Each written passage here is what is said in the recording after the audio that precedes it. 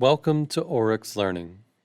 Today's lesson is on Unit 10, Scatterplots and Data Analysis, Lesson 5, Measures of Variation.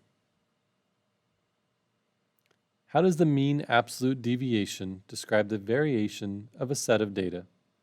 If you'd like to find out the answer to this question, please follow along and we'll revisit it at the end. The mean absolute deviation of a set of data is the average distance between each data value and the mean. Steps to finding the mean absolute deviation. Step 1, find the mean. Step 2, find the absolute value of the differences between each value in the dataset and the mean. Step 3, find the average of the absolute values of the differences between each value in the dataset and the mean. The standard deviation of a dataset is a calculated value that shows how the data deviates from the mean of the data. Most values will fall within one standard deviation of the mean. Steps to finding values within one standard deviation. First, find the mean. Second, find the range of values that are within one standard deviation by adding or subtracting the standard deviation to the mean. In order to find the mean absolute deviation, which of the following must you find first? As we just stated, when finding the mean absolute deviation, the average distance between each data value and the mean, you want to find the mean first.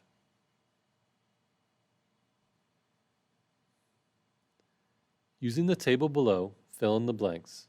The standard deviation for quiz scores on the last math exam was 5 points. The scores within one standard deviation are blank to blank. First, we must find the mean. To find the mean, we take the sum of all of the values, in this case the math scores, divided by how many values there are. In this case, there was 9 tests.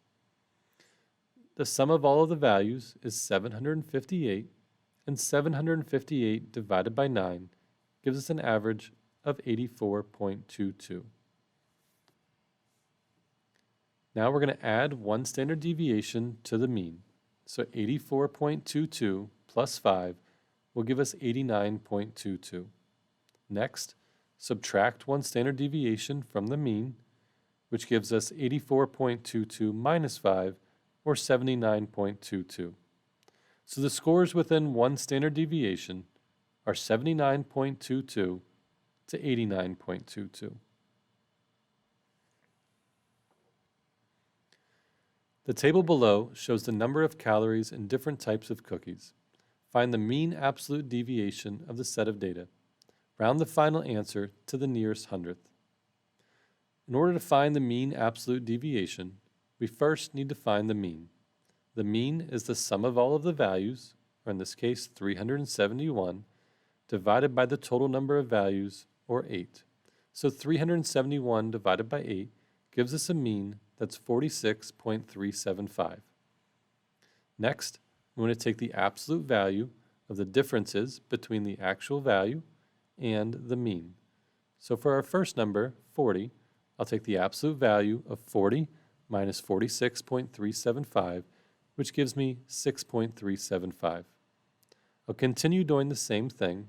So for the second data value, 50, I'll take the absolute value of 50 minus 46.375, which gives me 3.625. And I will continue doing this for each data value, as we can see below. Once you have all of the values, we need to find the average of all of those values.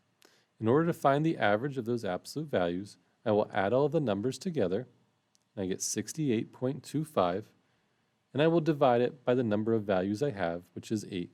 So 68.25 divided by 8 gives me 8.53125, which to the nearest hundredth is approximately 8.53. So the mean absolute deviation is approximately 8.53.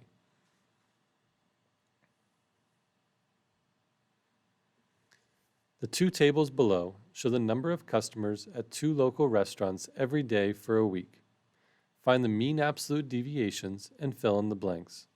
The mean absolute deviation for restaurant 1 is blank, which is blank the mean absolute deviation for restaurant 2, which is blank. So first, looking at restaurant 1 and restaurant 2, we need to find the mean. The mean of restaurant 1, if I add all of the numbers together and divide by how many there are, is 180 divided by 7, or 25.71. Finding the absolute value of the original values minus the mean, so in the first case, 14 minus 25.71, and then take the absolute value, I get 11.71. And I can continue doing this for each of the values to get all of the ones below. After I have the absolute value of the differences between the actual values and the mean, I can average all of those together. So if I find the sum of all of those values and divide it by 7, I get 7.10. So the mean absolute deviation for restaurant 1 is 7.10.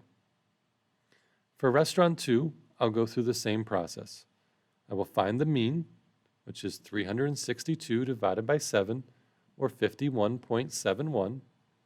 I will find the absolute value of all of the original values minus the mean.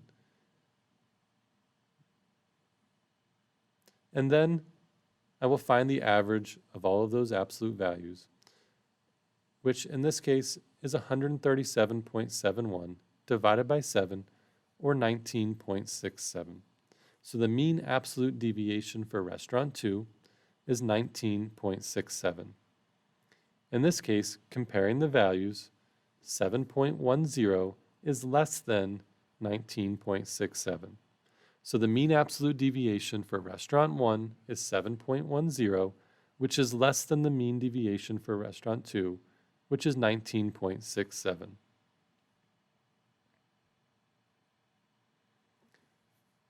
So back to our original question.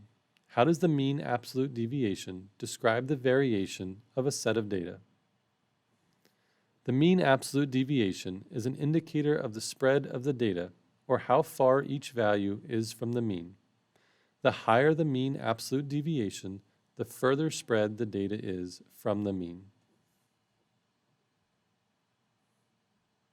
So let's review.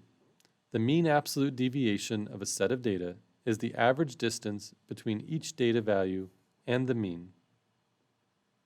In order to find the mean absolute deviation, we must first find the mean, then find the absolute value of the differences between each value in the dataset and the mean, and last, find the average of the absolute values of the differences between each value in the dataset and the mean. That is our lesson for today. Thank you for joining us, and I hope you enjoyed it.